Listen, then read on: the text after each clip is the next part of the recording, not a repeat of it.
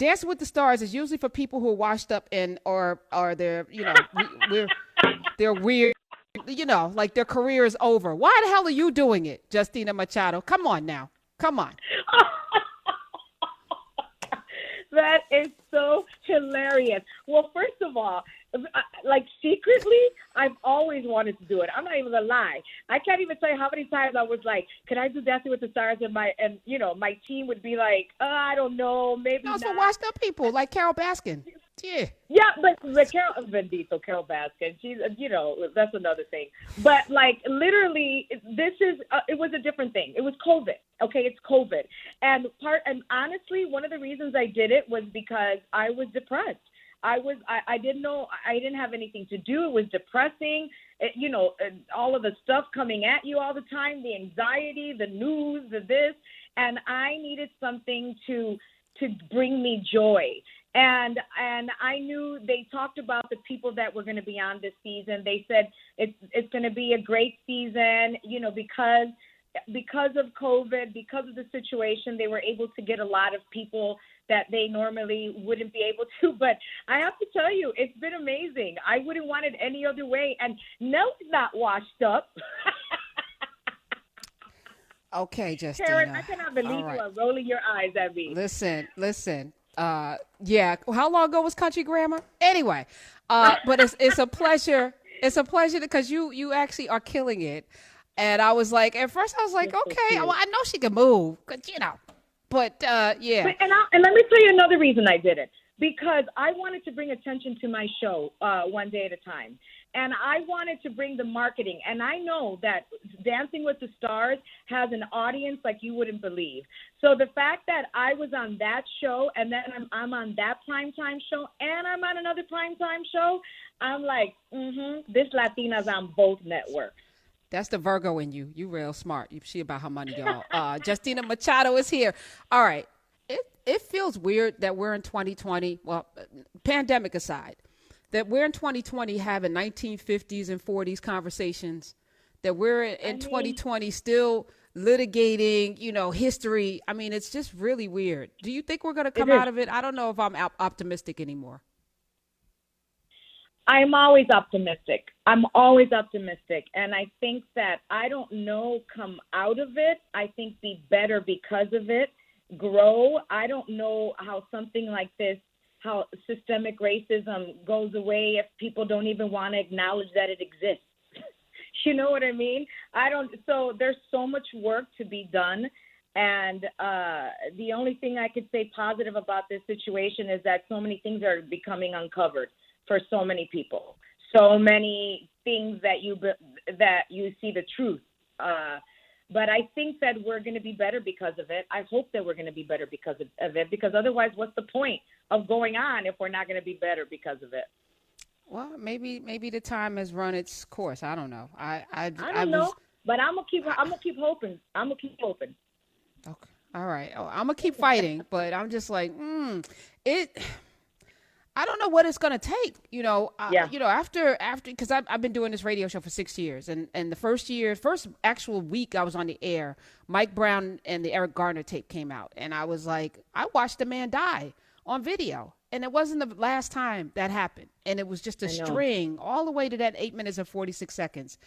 And I was like, what is it going to take? I mean, if you can see that and your heart isn't changed, and there are people out there bearing arms and thinking that they're protecting this nation and protecting American values when American values is all of us. I don't know. Yeah. I don't know what it's going to take. So we're heading to this election. Any thoughts and prayers, Justina, to get us through? Because I'm like, I don't know. No matter who wins, I think it's going to be dicey. Thoughts and prayers are definitely out there, and I think that how do I say this? I'm kind of speechless after the 4 years that we've had. I'm kind of like, I have PTSD. I'm sure everybody does. I have lots of anxiety. I'm sure everybody does. I know that that's not going to magically go away November 3rd, no matter what happens or if it's after that.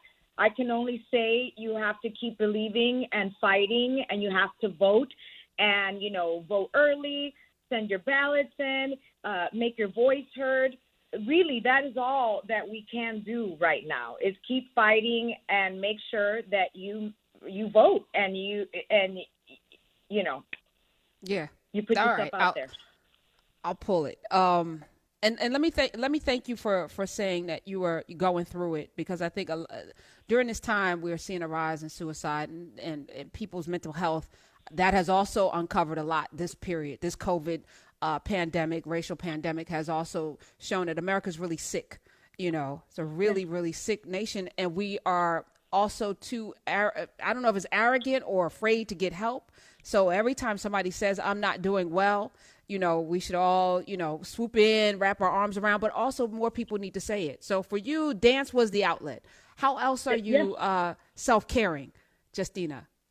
Well, I mean, the thing is I don't have a lot of time right now because all I'm doing is dancing every day, rehearsing 4 hours a day. That's my self-care. Even though I'm in a lot of pain, my hips hurt, my back hurts, my ankle hurts.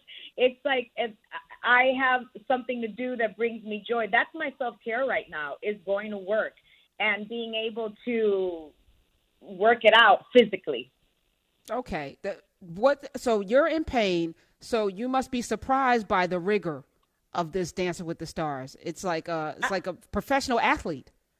I think you are. You're a professional athlete. It's not like I was in the best shape. So, you know, now I'm like, I'm literally feeling it. You know, I'm 48 years old. So you better say that. Wait, pause for a second. Stop it. They say black don't crack and beige don't age. You better say and 48. Brown don't frown, girl. Come on. Look at her. Yes. I'm 48. Okay. So it is literally like, you know, I'm running across that stage and these hips are like, oh, they hurt, you know. They lying. But still, I am happy to be doing that. I'm happy to be hurting physically as opposed to emotionally and mentally every day with everything that comes at us, you know, all these days. Okay. So I'm pulling for you to win that mirror ball, whatever that's called, the ball. Praying for you to do that. And I'm also praying for Tyra. Tyra got to get it together. All right. So what? Karen, you're here. I'm not just. So who else? Who do you want to be standing next to in the finale? Because I'm already speaking it into creation. I don't care because everybody's so great and everybody's working so hard. Whoever I'm standing next to will belong there and so will I if I'm there. You know, whoever it is, it doesn't matter to me.